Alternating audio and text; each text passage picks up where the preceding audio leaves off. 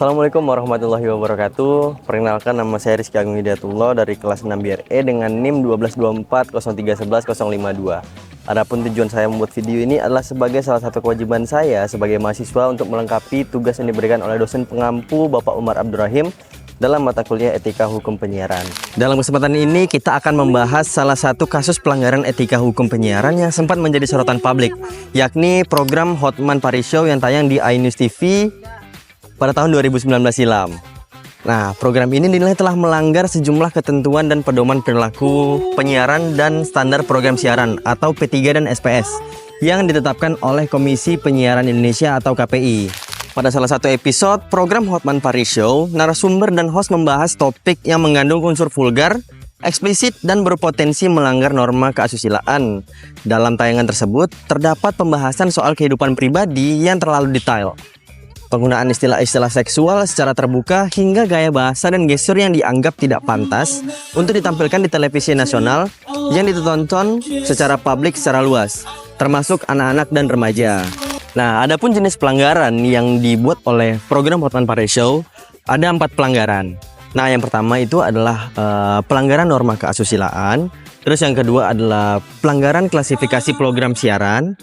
Terus yang ketiga ada penyajian konten yang tidak sesuai dengan waktu tayang. Nah, kemudian yang keempat, tidak memberikan perlindungan kepada halayak rentan, yaitu kepada anak-anak dan remaja. Nah, adapun aturan yang dilanggar berdasarkan pedoman perilaku siaran atau P3 dan standar program siaran atau SPS yang ditetapkan oleh KPI, ada beberapa pasal, yaitu P3 pasal 9 ayat 1, lembaga penyiaran wajib menghormati norma kesopanan dan keasusilaan.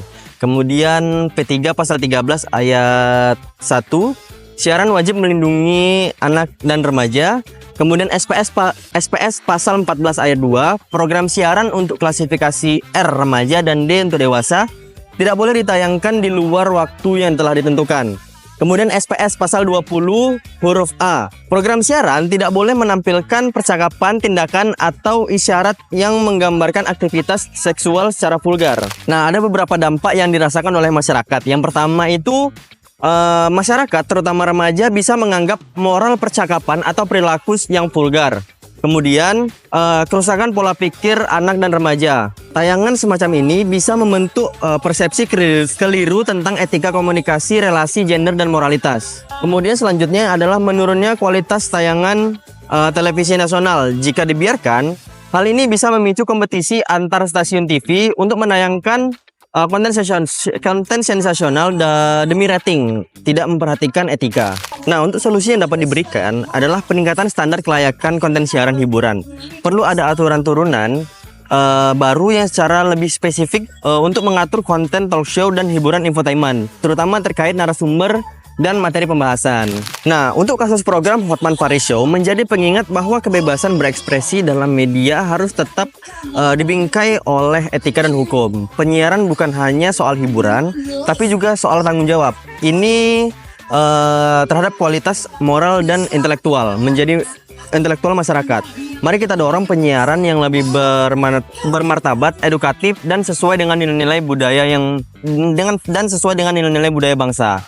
Nah, sekian penjelasan dari saya tentang pelanggaran etika dan hukum yang terjadi di program siaran Hotman Paris Show. Lebih dan kurang saya mohon maaf. Saya Rizky Agung Hidayatullah.